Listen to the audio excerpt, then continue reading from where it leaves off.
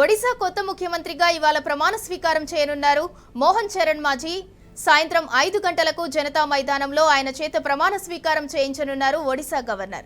మాజీతో పాటు deputy సీఎంలుగా Parvati Farida, KV Singh Deol ప్రమాణ స్వీకారం చేయనున్నారు. ఈ కార్యక్రమంలో ప్రధాని మోదీతో పాటు కేంద్ర మంత్రులు, బీజేపీ పాలిత రాష్ట్రాల సీఎంలు పాల్గొననున్నారు. దాదాపు 25 ఏళ్ల తర్వాత ఒడిశాలో 78 స్థానాలను కైవసం చేసుకుని అధికారాన్ని దక్కించుకుంది బీజేపీ. వరుసగా 4 సార్లు ఎమ్మెల్యేగా ఎన్నికైన గిరిజన నేతకు సీఎం పట్టం కట్టింది.